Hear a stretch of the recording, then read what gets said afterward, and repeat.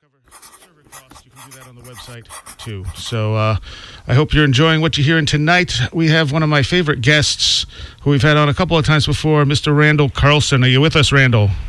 I'm with you, Soraya. I'm here. All right. And you're based out of Atlanta, right? I'm based out of Atlanta, actually Decatur, which is sort of next to Atlanta. But, yeah. Okay, all right. And you could think of it as Atlanta. Decatur got swallowed up in the urban expansion of Atlanta, so. Gotcha. And you're a part of Sacred Geometry International, which is one of your main focuses. Yeah. And but that's correct.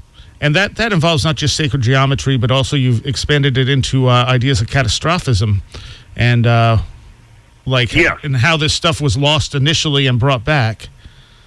Yeah. There's a lot of interrelated things that are kind of like a little bit out of the mainstream, and certainly sacred geometry is one of those that we've inherited from, literally millennia ago. And catastrophism is one of those things that it's just so critically important, I think, to our own future, but it's also key to understanding our own past. And, as far as when we talk about inherited traditions and legacies from ancient cultures, the sacred geometry is a big part of it, but so is the knowledge of cyclical change and so forth. And that's kind of where the overlap comes between those, in that, in sacred geometry, one of the things I like to emphasize to people is that, you think geometry and you start immediately thinking spatial relationships. You start thinking patterns and figures and forms and things like that. I like to emphasize to people that it's not only the geometry of space that comes under the heading of sacred geometry, but it's also the geometry of time. And what that essentially implies is that in the ancient model of time, it was cyclical rather than linear. And there would be cycles within cycles. And of course, even today, in the sense that we look at time in the near human scale, we can see that, we have the cycle of the day. Obviously, that's a cycle. It's a 24-hour cycle, and it's an astronomically based cycle, which is the planet rotating once on its axis. And then we have the cycle of the year, which is the planet revolving about the sun, right? Well, we could carry it to the next level and say, well, there's another third motion of the Earth, which is the precession of the equinoxes.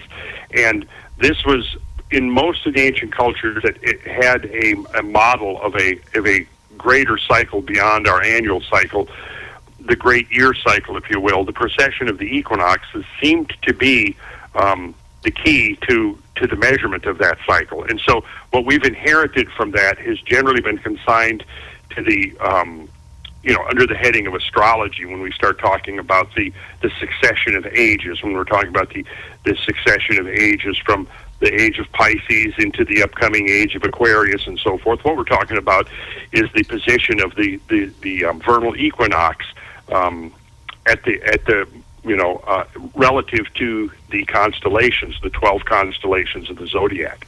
And so the vernal equinox transits through those 12 signs of the zodiac, one sign on average roughly every 2,100 years, which means that it takes about 26,000 years for that full cycle to unfold. And within that cycle, there are a series of numbers generated. You might think of them, they're idealized durations for these cycles. And when you begin to look at them, like the number associated with the precessional cycle in terms of the ancient traditions is usually 25,920.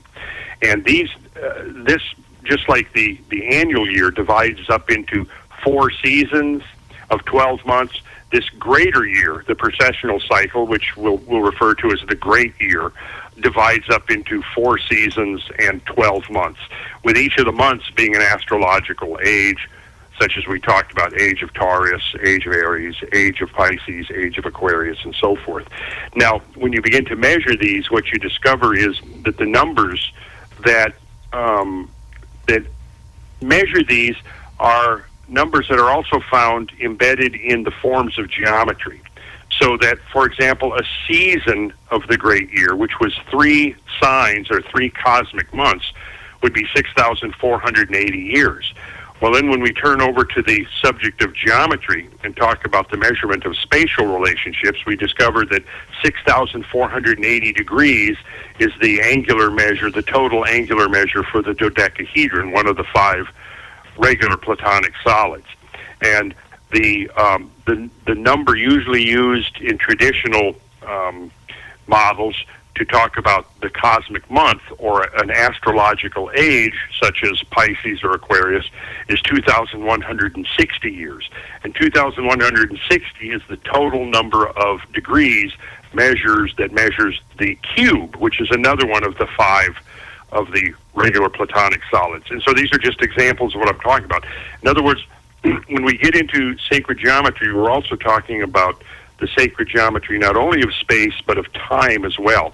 And we discovered that the same set of sacred numbers, if you will, the same canon of numbers will measure both the fundamental relationships that we find spatially expressed in geometry and cyclically expressed or temporally expressed through these various cycles.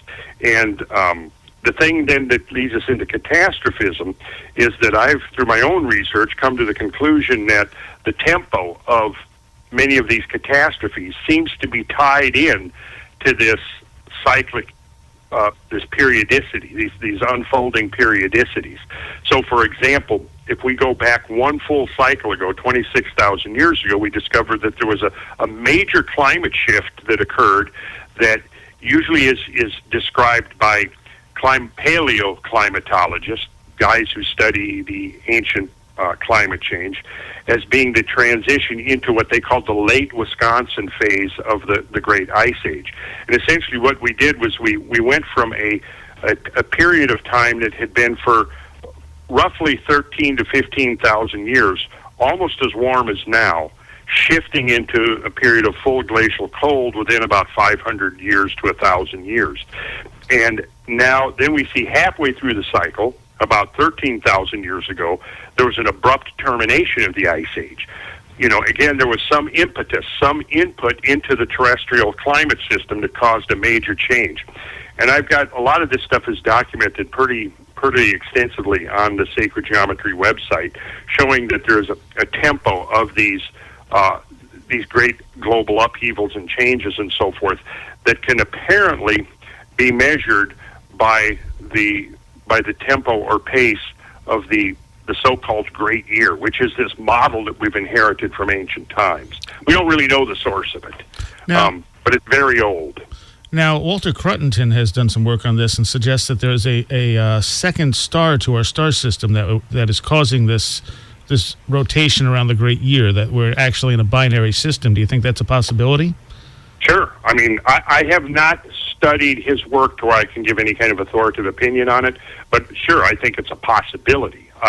There's some interesting ideas as to what is ultimately, I mean, the standard explanation is that it's the combined gravitational effects of the sun, the moon, and the planets on the axial tilt of the Earth. And I haven't gone into it in depth to where I could say, yeah, there's a second star system. I should look at his work because it sounds very intriguing, and that's a possibility. Another possibility has been expressed through a number of sacred systems that I've looked at. Would seem to suggest that perhaps what we're actually seeing is the rotation of our solar system with respect to a larger center, somewhere between that of our solar system and the galactic center.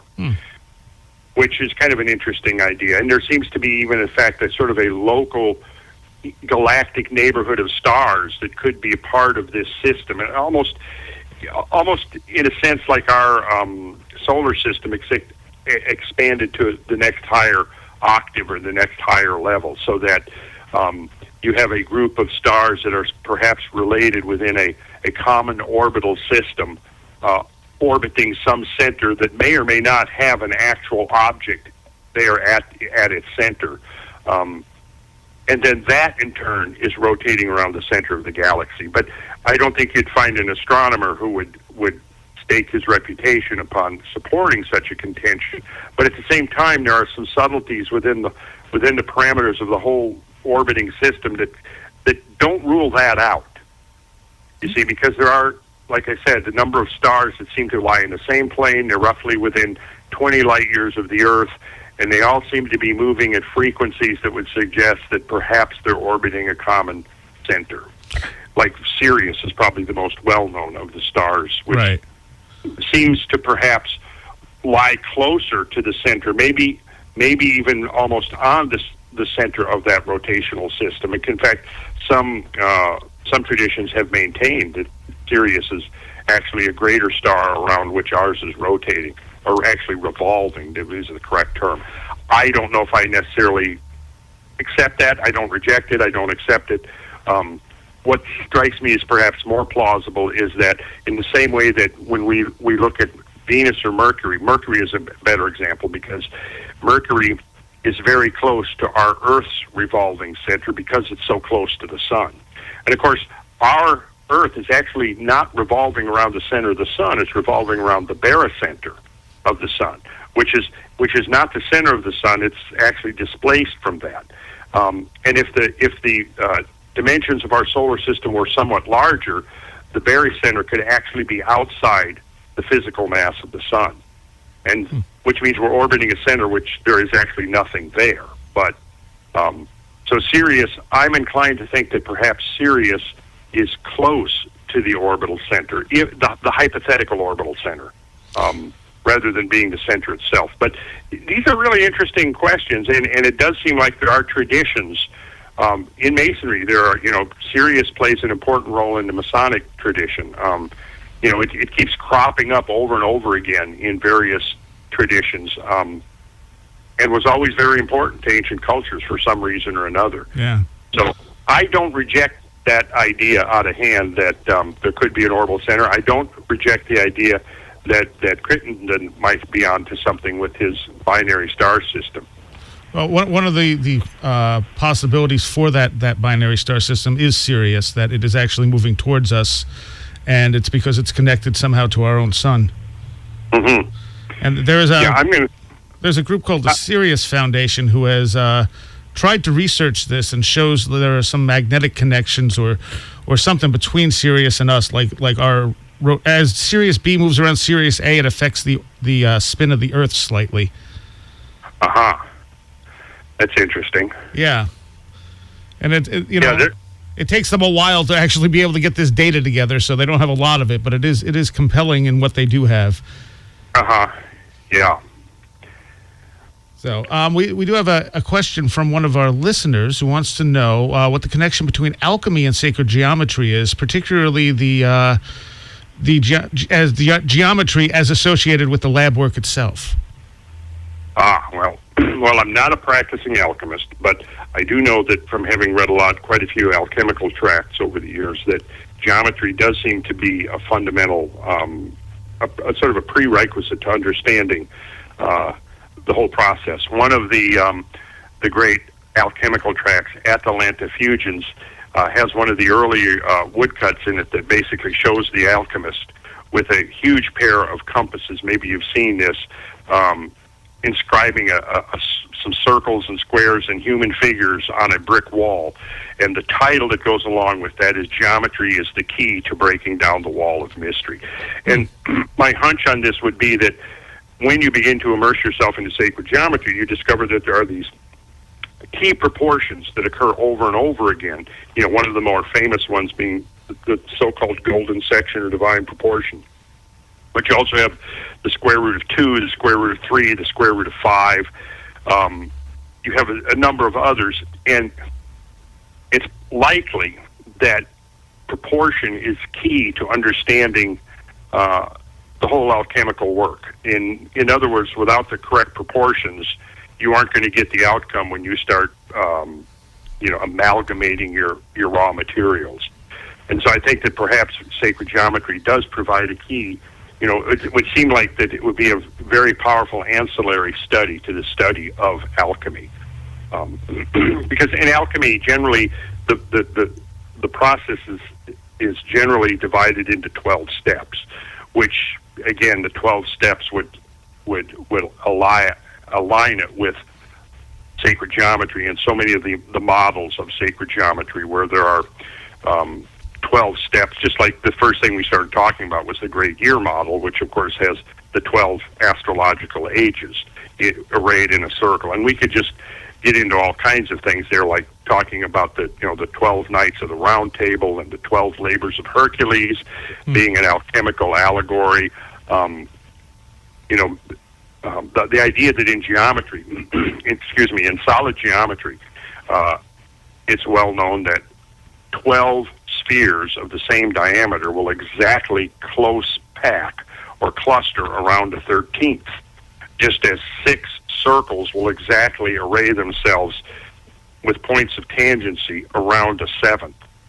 So I would think that alchemy and sacred geometry would be very complementary disciplines to study. That one, particularly some of the mysteries of alchemy, which are very obscure, deliberately obscured by the practitioners, many of those may be made more accessible with an understanding of geometry. It was, in the book Morning of the Magicians, written by Jacques Bergier and Louis Pauwels, many years ago. I think it was one of the very first books I ever read when I was still in high school. I've read it maybe at least once since then. But there's a part in there where Jacques Bergier was a young nuclear physicist working in a laboratory in Paris prior to the outbreak of World War II. And in the book, he writes that he believes that probably one of the few alchemists who had ever accomplished the summum bonum or great work during the 20th century was this mysterious character called Fulcanelli. And in this book, he writes that Fulcanelli, the presumed Fulcanelli, would show up regularly at the laboratory to discuss matters of advanced nuclear physics with the head of the laboratory, who was Andre Hellbronner, who at the time was probably one of only 3 in the world, along maybe with Leo Szilard and Albert Einstein, who understood the implications of nuclear fission. And in any case, he describes how one time Andre Hellbronner was out, and this mysterious, distinguished elderly gentleman came in, and he had an extended conversation with him. During this conversation, the man quoted to him, they got into the discussion of what they were working on in the laboratory. And the man says to Jacques Bergier, the man that Bergier believed to be Fulcanelli, said that certain geometrical arrangements of highly purified materials are enough to release nuclear forces without recourse to either electricity or vacuum techniques, which were the predominant techniques that were being employed in the laboratories at that time.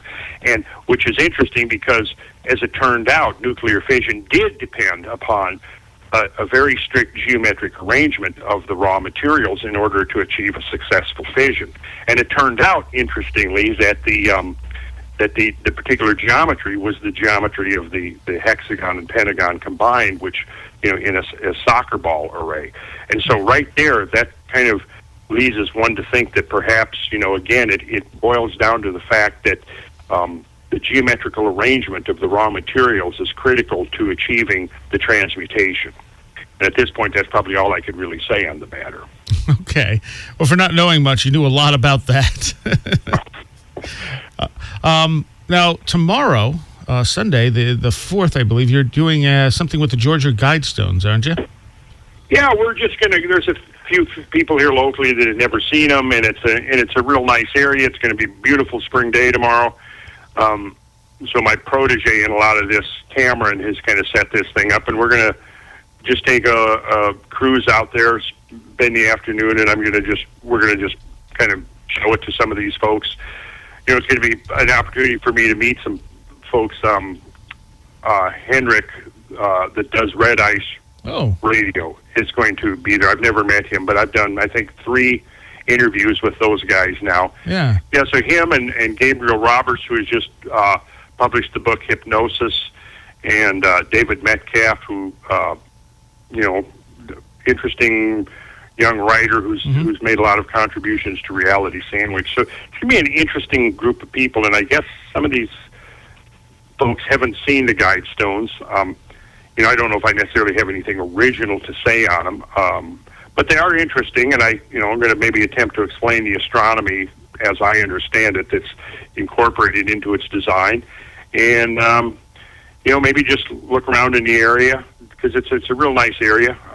Where are you out of, Soraya? We're upstate New York. We're in Ithaca.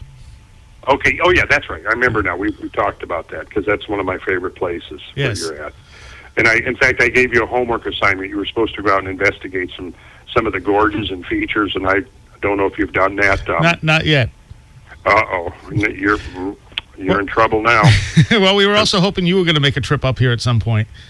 Well, I still am hoping that I'm going to do that. And that maybe could happen before the summer's over. We'll just see how the economics goes. My businesses that was going like gangbusters, then almost went under during the recession, is now climbing back.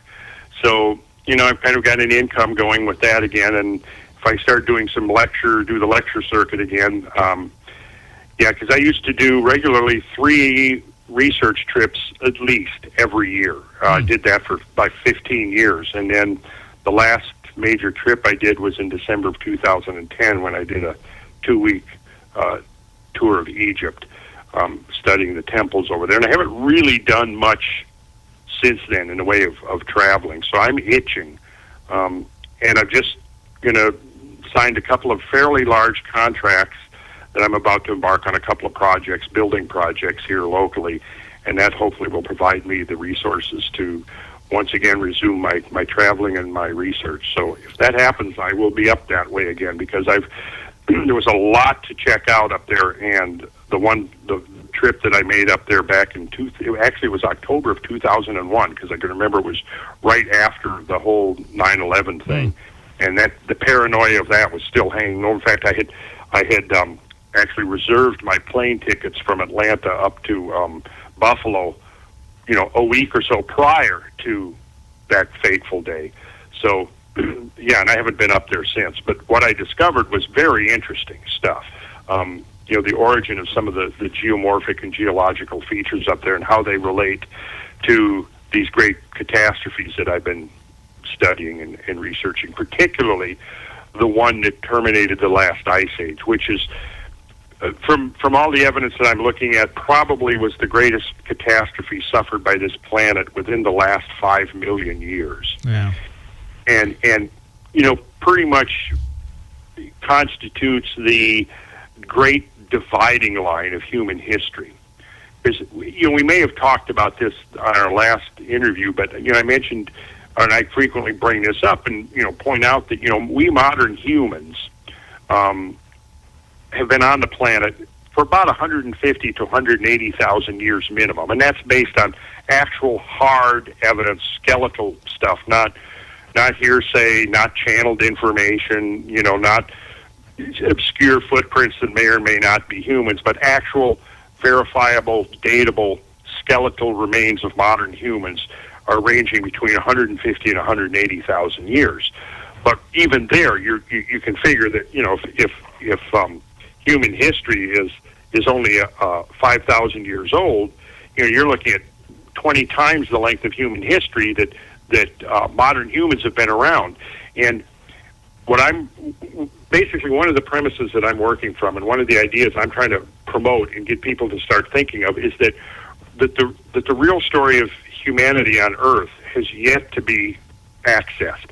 And it's partially mainly because it's essentially behind this veil of events that happened between like 10 and 13,000 years ago, that essentially separates what would be the modern period of history from deep history. And, if we look at things, we look at the rise of modern history, and we say, okay, domestication of animals. You start doing research on that, you're generally going to see that animals were domesticated between 8 and 10,000 years ago. If you look at the dispersion of languages, most of the languages, the linguistic branches of human language go back to about 8 or 10,000 years ago. If you look at the advent of agriculture, again, 8 to 10,000 years ago. You look at the first cities, again, 9,000 years ago. This is interesting because this is generally seen that for however long humanity existed before these things started to manifest themselves, that we would consider the emergence of civilization, even in a rudimentary form, that for all of those long ages and countless generations, there was, in effect, no accumulated learning or no organization of human beings into societies that could leave any kind of an imprint that we could say, yes, yeah, there were cities 15 or 20,000 years ago, or there were organized cultures or civilizations. And so we assume that during all of that period of time, human beings were, we've got the stereotypical model of the caveman, alley-oop kind of grunting and living in the cave. And for how many generations, for how many tens of thousands of years are we now assuming that people lived this primitive subsistence existence? Well, what I'm trying to point out is that, no, there's no telling what kind of experiments in culture and in civilization could have arisen and disappeared within the vast change that have swept over this planet repeatedly. And there could have been a whole lot more going on 20 or 30,000 or 40,000 years ago than anybody has ever scientifically accepted. And the reason that usually the idea of any kind of advanced culture beyond going back into Paleolithic times and beyond is because of the lack of hard evidence. But then I like to point out that, well, once we begin to understand some of these extraordinary extreme events that have engulfed this planet repeatedly, and then we were to say, what would happen if one of those type of events were to occur today? What would be the implications for our own civilization? And if we looked at the events of 10 to 12,000 years ago, it is clear that what we would be talking about is pretty much the complete erasure of human civilization and essentially the rebooting. We would, not to cause the extinction of the human species, but the extinction of human culture, and essentially putting human beings in a survival mode where we would be climbing back up out of the Stone Age. And so what I'm trying to get people to reconsider is the possibility that what we're really looking at 8 to 10,000 years ago is a rebooting of human civilization. Right. Okay. And once you begin to understand how extensive some of these global changes have been, it's not hard to conceive that, were they to occur again today, you could pretty much kiss this whole experiment in civilization that we've got going. It's gone. Right.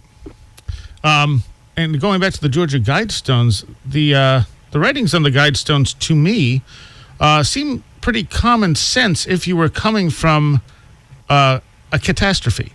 For instance, I wonder if whoever put these things up, and no one knows who put them up, but whoever put these things up, put them up so that maybe they would survive another cataclysm and then give some guides for rebuilding society, rather than what some conspiracy theorists think that it's an agenda by some Illuminati group to wipe out the population and such. Well, my personal opinion on that is that's just utterly silliness. And what I would speculate is that it was most likely a group of regional businessmen, probably who were most likely Masons, and I will have to admit that a lot of Masons love a good mystery, and you figure that Joe Fendley, the owner of the quarry that provided the stones and was the general contractor on it, he was a Freemason. If you look at the banker, I think, if I'm recalling right, he was also a Freemason. Several of the key figures, the farmer that provided the land was a Freemason. These guys probably all knew each other. And really, when you look at it, this idea that it was the whole project cost a couple of $100,000. But, you think, okay, well, some grand conspiracy consisting of some, all-powerful Illuminati or whatever could probably afford to do something on a little grander scale than a couple of $100,000. I mean, a couple of $100,000 is totally within the reach of a group of local Masonic businessmen that basically want to create some kind of an attraction for their local community and endow it with an air of mystery. And that's generally how I tend to look at it. Okay. Now, not to say that it doesn't have some interesting ideas in it. Some of the things that may or may not, some of the things I would probably go along with that sound pretty good. Like one of them says, avoid petty laws and useless officials. I love that one. Yes. But then, it says maintain humanity under 500 million in perpetual balance with nature. Well, I look at that in a couple of different ways because, one thing, if there was a great global catastrophe, 500,000 might be a realistic number of survivors. Mm-hmm. Basically what we're looking at now is what are we up to, 6 billion now? Something like that. 7 billion? Yeah, I haven't counted recently, but I think 6 billion. About, so what is that? About, I don't know, what is that? Probably, 10% of the population of humanity, roughly, I think. Yeah. So that wouldn't be unrealistic in the wake of the type of global catastrophes that I was just talking about. Right. That there might be 10% of the people. Some of them, are just, I think, maybe there to just stimulate discussion. Unite humanity with a living new language. That's interesting. I don't know how we would practically conceive of such a thing. True. Let's see, what are some of the others? I think I have them here somewhere. Prize truth, beauty, love, seeking harmony with the infinite. That sounds pretty good to me. Mm-hmm. And then kind of there's an environmental twist on it. Be not a cancer on the earth. Leave room for nature. Things like that. I guess the most controversial would be the thing: maintain humanity under 500 million. And the assumption is that they're talking about exterminating people until we have 500 million. Where, like I said, I would think of it as that they've made these giant structures maybe to withstand a cataclysm, and then on the other side, let's not overpopulate and cause the same problems we have now. Mm-hmm. Sure. Yeah. And I think that the planet is fully capable of supporting comfortably 10 billion people. Probably not much more than that. But what we actually see happening is that human population does seem to be leveling off. That exponential curve seems to be flattening out. And they're talking now about how a lot of the advanced countries are actually having a net population loss. And as the third world countries become more settled and more technologically advanced and economically advanced, they will start having fewer kids. And essentially what we're going to see is a leveling off somewhere between 6 and 10 billion people. And, I think that, with human ingenuity and our, evolving technologies and our ability to do more with less, I think, the planet shouldn't have a problem supporting 10 billion people, particularly if we move, advance into, I'm a big proponent of space exploration, space development, space colonization. That's just a whole infinite frontier that lies before the human species right now that seems to have kind of fallen off the radar screen somewhat because, people just aren't talking about it very much. Yeah. When I was coming up, in the 60s and early 70s, I certainly believed that, that we were, destined to become a cosmic civilization easily within my lifetime. And, think about this, 2001 came out in 1968. And I don't think anybody who saw that in 1968 would imagine, by 2001, we're going to be having orbiting hotels and, making manned expeditions to Jupiter. If you look at NASA's timetable from that period back then, we were going to have a permanent lunar colony by the end of the 70s and the first manned expedition to Mars by the mid-80s. And, even by the early 80s, they were talking about how we could have had, or we could be harvesting asteroids literally by the turn of the century. And all of this, it's just like when, in whatever it was, 1961, when Kennedy set the goal and said, we're going to, land a man on the moon before the decade is out, and we mobilized our resources and we actually did it. I mean, right now, we're actually closer to being able to harvest the resources of asteroids now than we were of putting a man on the moon in 1960. And it's just that the will is not there like it was, the vision is not there like it was. But I expect the next time a small little asteroid, maybe 100 feet bigger than the one that came in over Chelyabinsk in February of 2013 is going to serve as a major wake-up call for the human species. Because you see, when you know what I'm talking about, right? On February 15th of last year, that a small asteroid, about, if I'm recalling right, it was 50 to 70 feet in diameter, came in and exploded about 8 miles up in the air, and maybe it was 10 miles. I've forgotten some of the details now, but you know, if the object had been a little bit bigger, if the object or had been a little bit more dense, or had come in at a little steeper angle, it's very possible that rather than 1,200 injuries, there could have been 1,200 fatalities. Yeah. Were that to be the case, then I think that it would have had major repercussions in, you know, human thinking. As it did, it did serve as kind of a momentary wake-up call for some folks, but it's like, well, now we've kind of forgotten again because over a year has gone by and nothing else has really happened on that scale. But, you know, there's a lot of research out there that suggests that our encounters with things from space is on a cyclical timetable, getting back to that topic again, and that perhaps these kinds of things, there will be long periods of only sporadic encounters, and then they are punctuated by short periods of concentrated, numerous encounters. And if that's the case, then you know, that becomes a new way of explaining a lot of the mysteries of history, that and why so many cultures have disappeared over the millennia, and why, for example, climate has changed so dramatically, you know, in the past. Right. Which it has. I mean, when you start studying the history of climate, you know, during the past, like the Holocene, which is the last 10,000 years, or we go back even farther than that, we discovered that there have been some inexplicably extreme and rapid climate changes. And it has nothing to do with how much CO2 is in the atmosphere. There has to be some other stimulus that's provoking the climate to change. You know, we're talking now since the Industrial Revolution began, I think the estimates are roughly 0.8 degrees centigrade. The climate has warmed in 150 years. Well, you know, at the end of the last ice age, there was a transition called the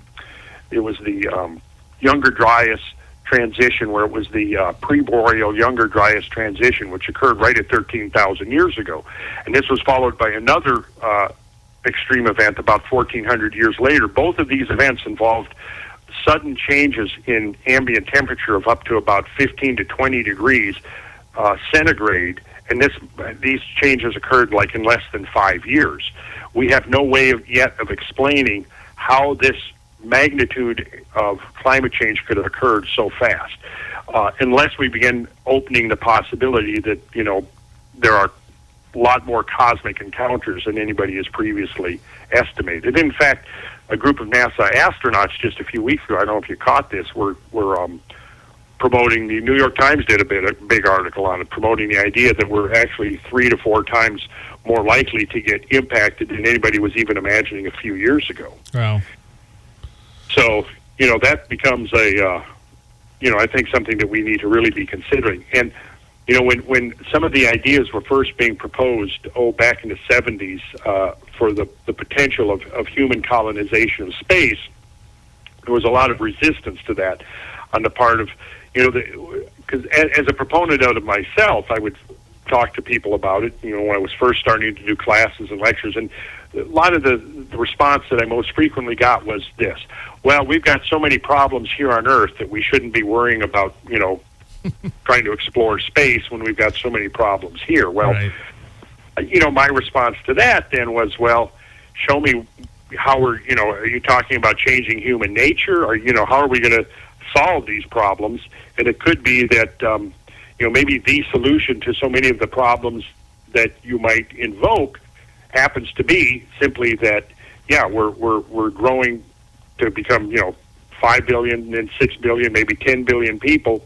And maybe what that is telling us is that, yeah, maybe human beings really do have a destiny to move into space and begin to explore and develop the resources of space. Because, you know, the resources of Earth, to me, are there's enormous resources, but they are finite. But as soon as we move outside the sphere of the Earth, we're looking at infinite resources, infinite material resources, infinite energy resources. So solar energy is really going to be the energy that drives civilization in space, because you can essentially take 1 square meter of free space outside of the Earth's atmosphere, go up, say, 1,500 miles outside the gravity well of Earth. 1 square meter of free space is going to have about 10 times the available solar energy that you would find on a solar collector placed in the middle of Death Valley in the middle of the summer at noon on a clear day. So, it's here in space that really solar energy is going to become a viable means of powering civilization. Okay. There's a lot more we could talk about as far as that goes, but that kind of brings us back to the guidestones, in that perhaps maybe, when we're looking at the end of the Aquarian age, which, we're looking at 2,000, 2,500 years from now, maybe the majority of human beings will be living in space, and there will only be 500 million people back here on planet Earth, tending Earth as the garden vacation paradise center of the solar system. Interesting. That would be kind of nice, I think. Yeah, I think so too. And plus the fact that, basically what we're doing is diversifying our probabilities of surviving as a species, because, hey, one of the messages is I've been trying to get out here, everything that I'm doing is, look, we are cosmically vulnerable, whether we like it or not. And the climate has changed dramatically and catastrophically over and over and over again. And, this is why I'm a little bit dismayed that the whole climate change discussion has been, in my opinion, hijacked to focus exclusively on carbon dioxide. And I think that, we've learned some good stuff by studying about the greenhouse effect and how it works and all that, but I think one of the clear insights that we've gained is, look, there are other processes at work. CO2 is not the only driver of climate change. In fact, it's probably a minor player in the long term.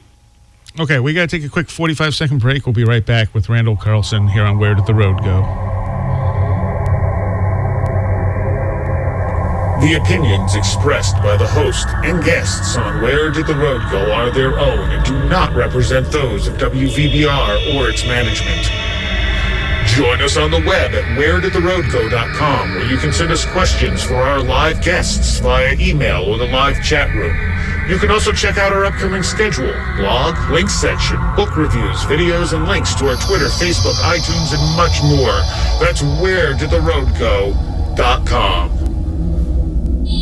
Yes, and I'm your host, Soraya. We're talking to Randall Carlson tonight. I should also point out that if you missed the live show, we are also rebroadcast on Dark Matter Radio on Sunday night and Monday night on Deprogrammed Radio. The links are at wheredidtheroadgo.com, and they also have some other programming akin to this that you can check out. And so, Randall, we have a follow-up question to what we were talking about earlier on Alchemy.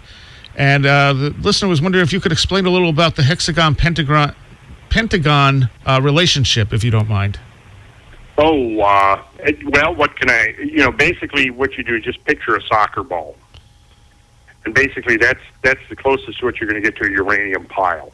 I don't know how else I could explain it really, other than that. It's the configuration is that of a soccer ball with the linked pentagon and hexagon faces. Okay. I mean, I'm not a nuclear physicist. I've looked into it enough to know that the geometry is coincident with a lot of the things that I studied in sacred geometry.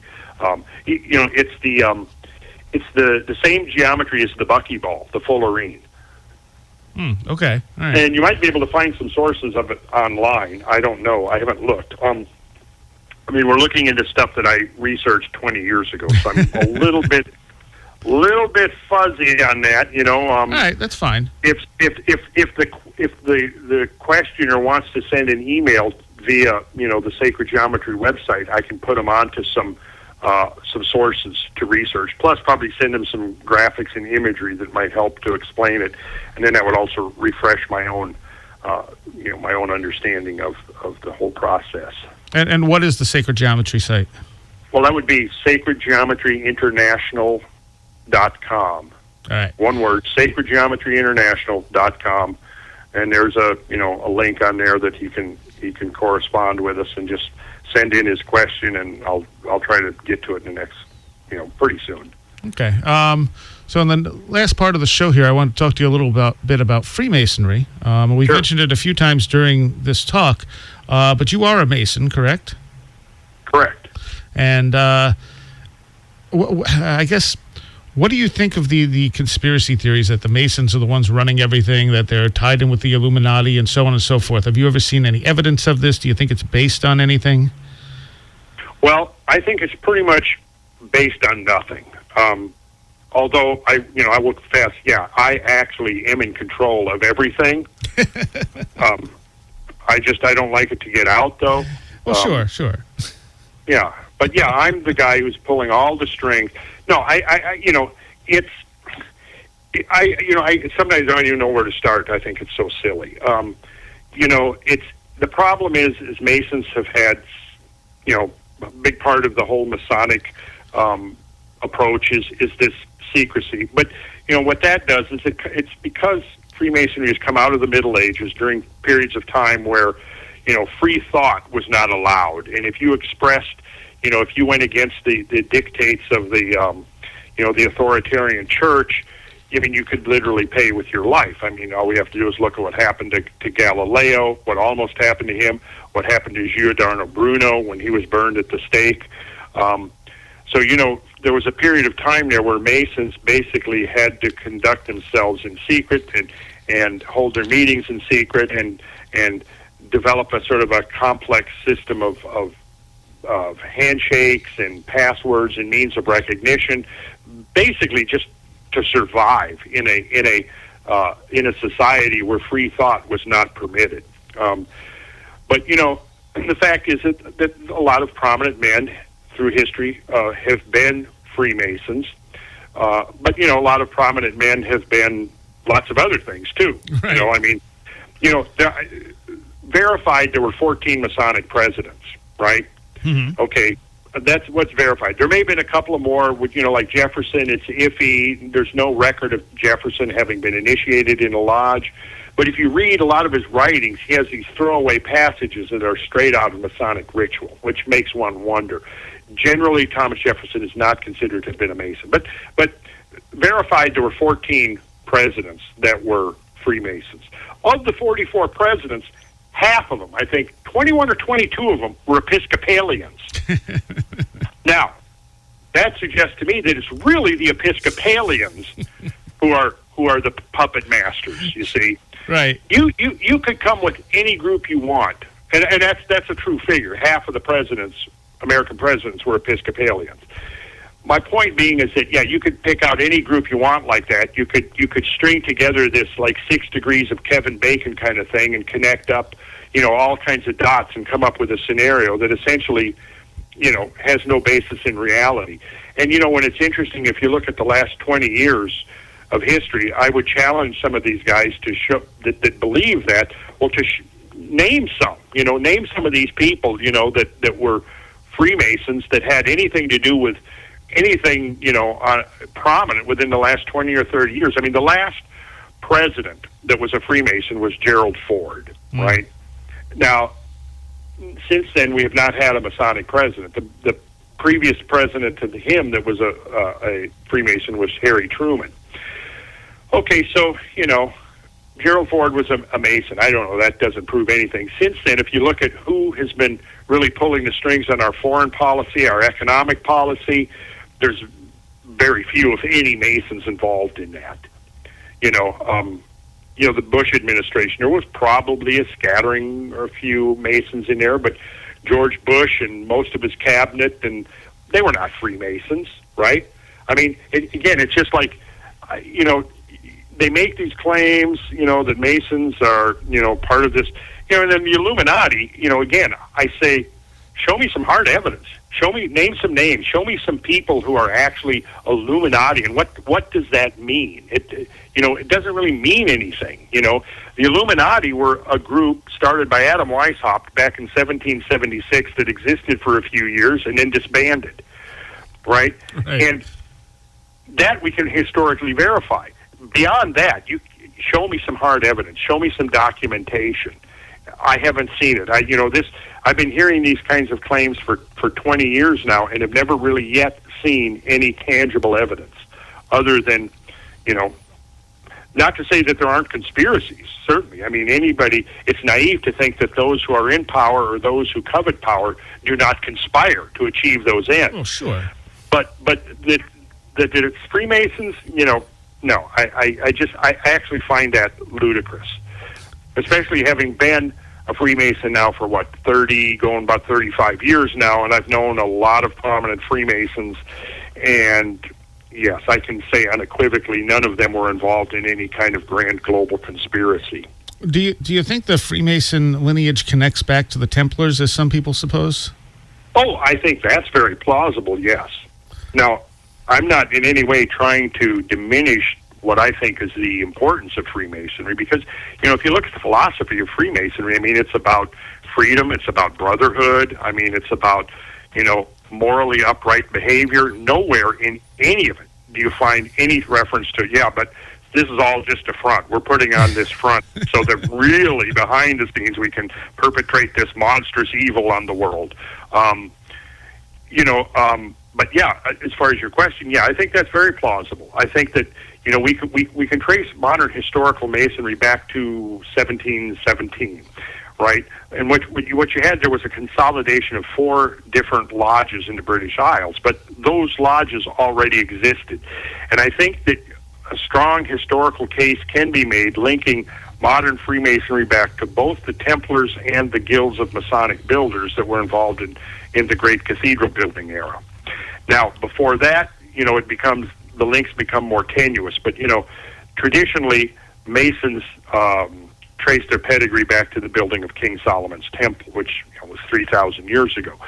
I have written several articles that are on the website getting into that aspect of history, from like the Dionysian artificers, the Roman College of Architects that followed them, the Comachines that followed them after the collapse of the Roman Empire, showing that there is, stages within the historical process where you find the similarities, where the rituals are very similar, where the symbolism is very similar, where the philosophy is very similar. And, but we cannot trace an unbroken chain back beyond the Middle Ages. I think the earliest actually record of a Masonic initiation was King Athelstan in Britain, and I think it was like in the mid-900s, if memory serves me correctly. And that's just kind of like, at that point, it's sort of the paper trail disappears. Then we get back into the period that was probably bridged by the Comachines, who were occupied the island of Como, which was or an island in the Lake Como in Italy. And I think they formed around the 3rd to 4th century A.D., and probably passed their legacy of sacred geometry and symbolism and building philosophy and so on onto these Lombardic builders that migrated to Europe and then set up the guild system in the early 1100s. Okay. And I should say that... Oh, go ahead. Oh, I was going to say, what role does sacred geometry, do you think, play in this transmission of knowledge that has gone on through the Freemasons? For one thing, it provides a vehicle, a symbolical vehicle, because, in Freemasonry, we talk about, being on the square. And so much of our common lingo that we kind of hear in everyday speech actually has a Masonic origin. When you conclude business with somebody and you do that final handshake and you say, "Are we square?" That purely comes directly out of the Masonic ritual. When we talk about being morally upright, the word for that is rectitude. And in Masonry, there's the symbol for that is the plumb bob, which all builders use to determine a perfect vertical. There's many examples of that one could invoke to show that Masonry has had this kind of, when we talk about, giving somebody the 3rd degree, well, that was because in the 3rd degree of Masonry, that's the degree where your metal is tested, so to speak. to see if you are worthy to move on to some of the divulgences of the higher information that you would find in the higher degrees. So, the initiation process in Freemasonry is a three-stage process, 3 degrees. There's an initiatory phase, there's a craftsman phase, and then there's the master's phase. In order to become endowed with the pedigree of master, you have had to have gone through the 3rd degree. And I will say that the 3rd degree is much milder now than it once was, because it was once, if you go back into the ancient orders, and you look at what they were like in the Dionysian orders, which also had 3 degrees, the 3rd degree was apparently a matter of life and death. But now, of course, no one is actually really, put in any danger. It's all symbolical.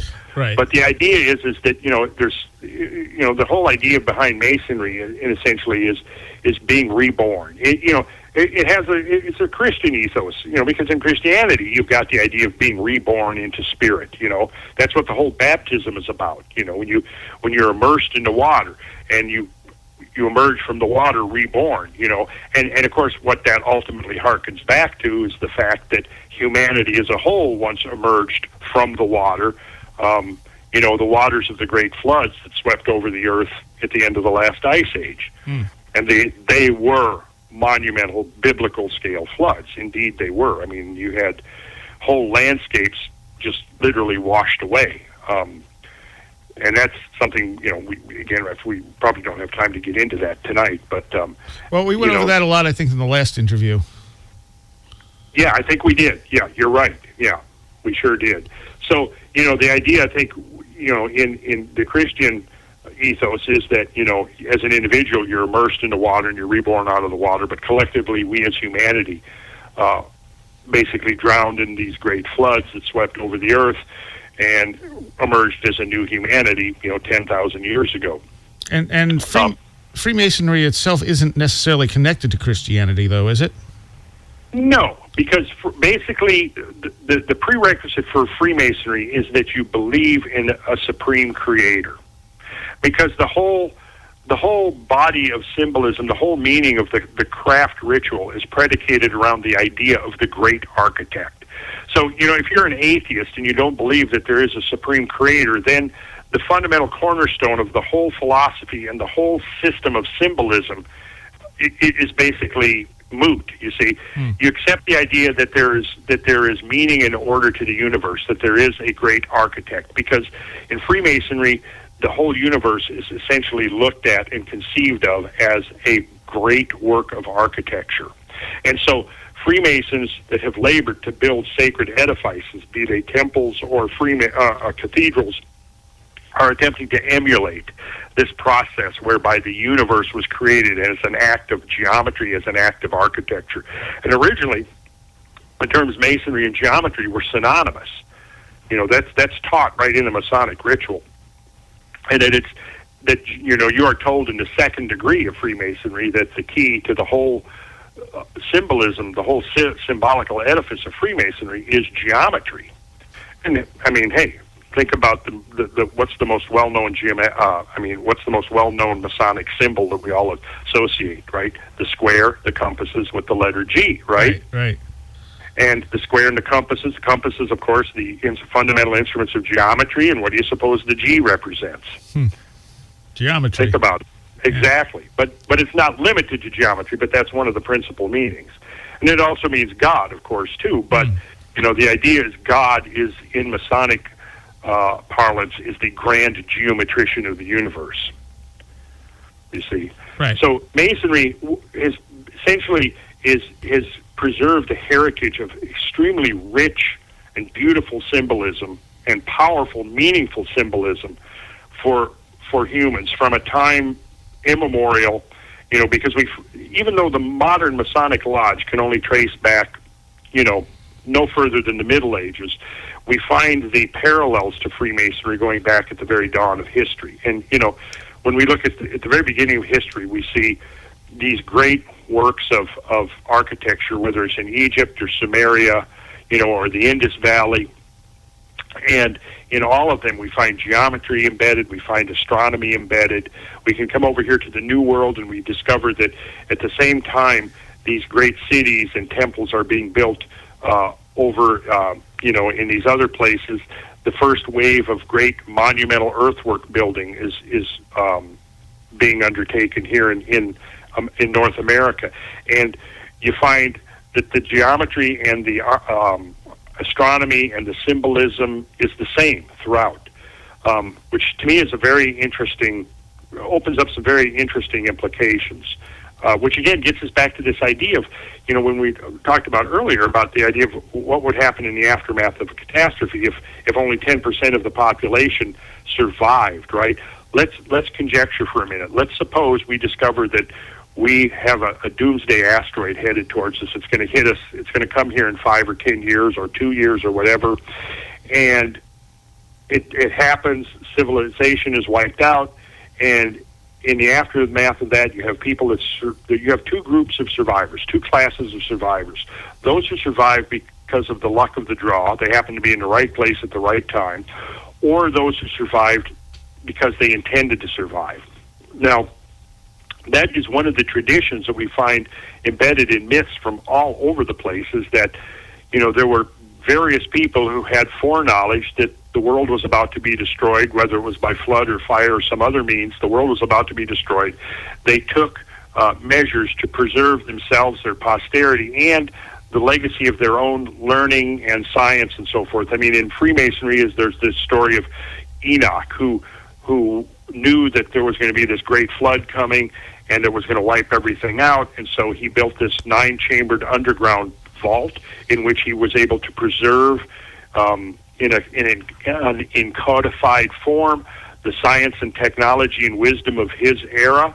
He sealed it over. Again, it was 9 layers deep, and then he erected 2 pillars, one that could survive fire, one that could survive flood. And these pillars instructed whoever found it in the aftermath of these catastrophes that there existed this underground vault with this great treasure of knowledge in it. See, that has parallels in many other cultures too. The idea that there was some body of information or knowledge preserved. When you look at the beginnings of history, we see something very unusual, which is that, you look at Egypt as a preeminent example. Here you had, living in the Nile Valley, you basically had subsistence agriculture being practiced for at least several millennium, going back to 8,000 or 9,000 years ago, with very little cultural or social evolution. Then suddenly around 4,500 years ago, boom, they're building huge pyramids. Within one generation, they're building these massive structures of stone. At the same time, you've got the first wave of Sumerian ziggurats going up in the Tigris-Euphrates Valley. You've got these great cities in the Indus Valley like Mohenjo-Daro and Harappas. You have the first wave of the great megalithic structures going up in England. What was the impetus for this? Well, I would suggest that essentially what you might have had was in the aftermath of a cataclysm. It took 3 or 4 millennium for the population to recover enough that there was a labor force available to undertake projects on this monumental scale. We find the same thing in a lesser degree back at the beginning of the Middle Ages, because if we go back to the mid-6th century, there was a global climate catastrophe that occurred between 536 and 542 AD. In the year 536, there was a series of very unusual climate events that caused a significant cooling of the global climate. What's interesting is that the stories of the Grail quest place the whole timing of King Arthur and the knights and the quest for the Grail exactly in that time period. Arthur is usually considered to have been killed at the Battle of Camlan, which is usually placed at 540 AD, right? So the quest for the Grail would have been in the roughly 5 years leading up to that, see? What's interesting about that is we now know that something very significant happened to the global climate. And if you recall in the Grail romances, in the Grail stories, which were written in the late 11 and early 1200s, what we saw was that, the kingdom of Logres, which was Britain, became a wasteland, and King Arthur became infirm. He became ill, and the only cure for King Arthur was also the cure for the devastated land that had been transformed into a wasteland. They had to find the Grail. The knights went out to find the Grail so that the Grail could restore both the king and the land, you see. But what we see is that what actually happened was that large sections of Northern Europe did get turned into a wasteland precisely during that period of time. There were multiple crop failures over a period of about 3 or 4 years that left the population of Europe malnourished. And it was in those weakened immune systems that the Justinian plague was able to exploit and wipe out a third the population of Europe in 542, 543 AD. The progress of human society was essentially set back for 300 years. And for the following 300 years after that onset, around 540 AD, what we had was essentially a period where what we call the Dark Ages is not just figurative. It was literally a period of dark where over and over again commentators from the time described the feebleness of the sun and how for weeks at a time sometimes the sun didn't show in the sky, and when it did, it was only a pale reflection of itself. Well, come around 900 to 950 AD, the cold of the Dark Ages passed, and the climate shifted into a period of global warmth, which is referred to as the medieval warm period. And what we saw happening during the medieval warm period was that population began to rebound because, for one thing, the warmth extended the length of the growing season by weeks. It extended the latitude at which farming could viably be practiced by hundreds of miles. Sea levels came up. Greenland warmed to the point where colonists from Scandinavia were able to farm on the west coast of Greenland, where it's now permanently frozen, where it's permafrost. There was a flourishing wine industry in England, where hundreds of miles further north than they'd ever been able to grow wine grapes, and so on. And then what happened is between 950 and 1150 AD was this global warmth brought on a period of prosperity, and people became basically wealthy, and instead of living, day to day, trying to survive, suddenly there was plenty to eat. What we see is population expands, lifespans expand, human infant mortality decreases, and by the time we get to the early 1100s, European population had become relatively wealthy, and there were surpluses, and it was this wealth that that made it possible to launch this great cathedral building enterprise that began around 1140 AD and lasted until the early 1300s.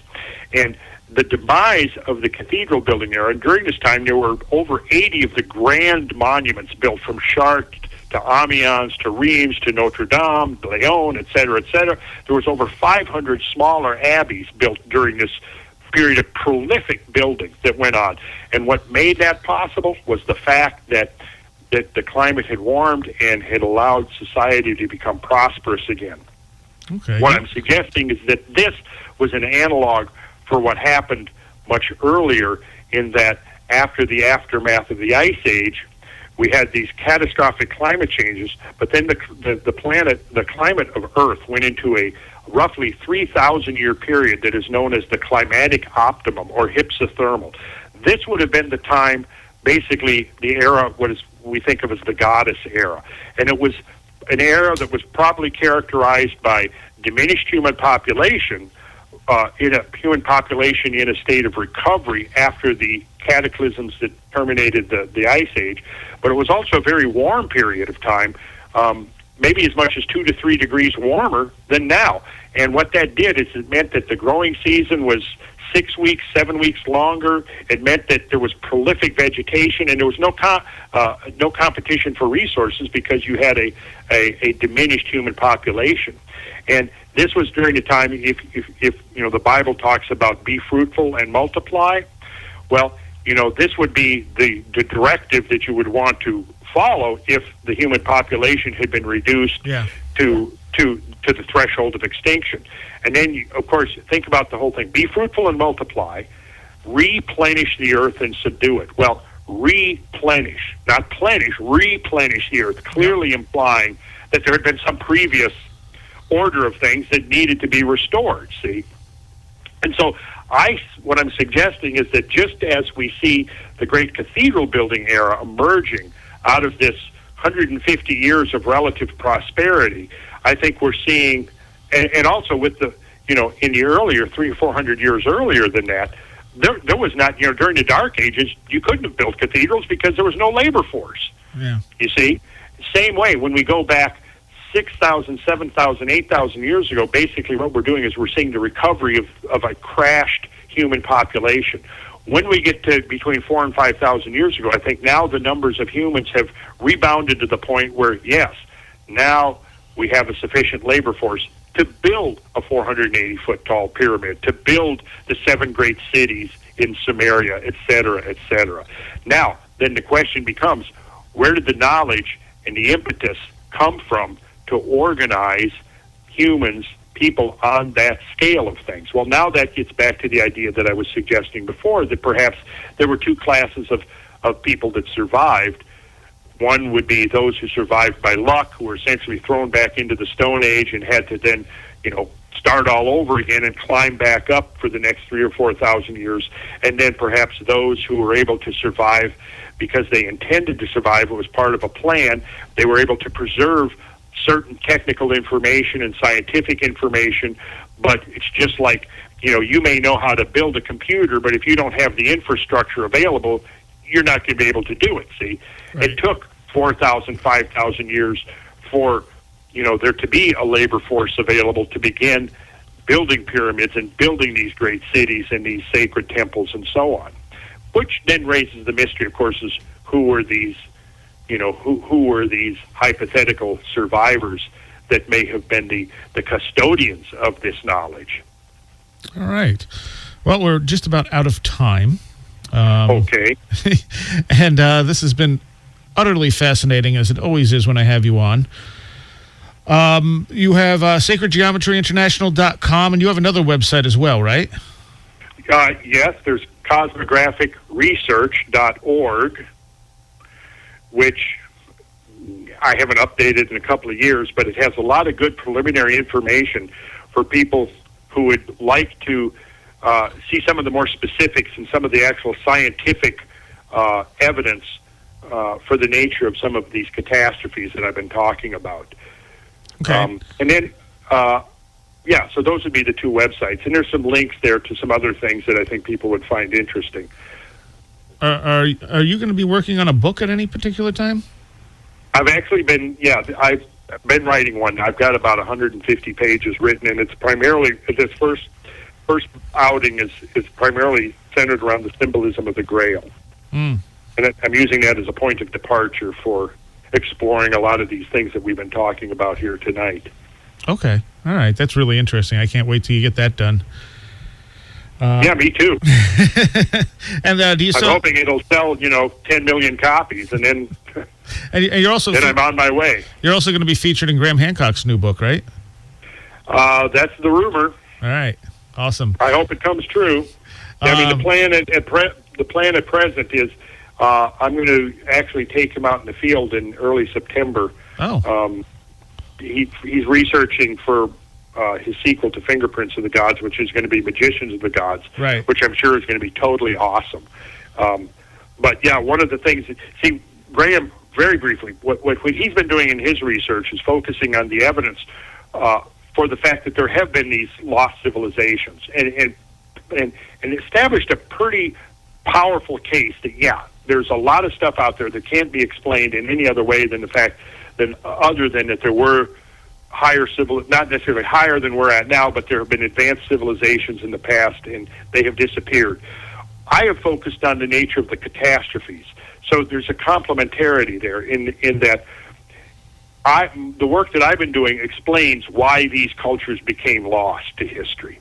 Right. You see?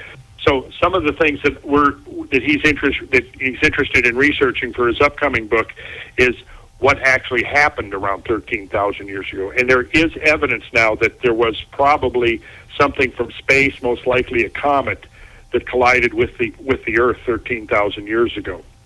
All right. It may have been the most significant impact that the Earth has suffered in 5 million years. And so a lot of the research that I've been doing, the field research over the last 20 years, has been collecting data and evidence to support that conclusion that is what happened.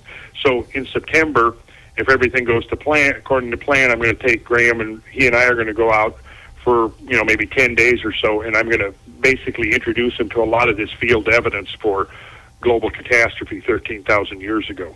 Awesome. All right. Yeah, man.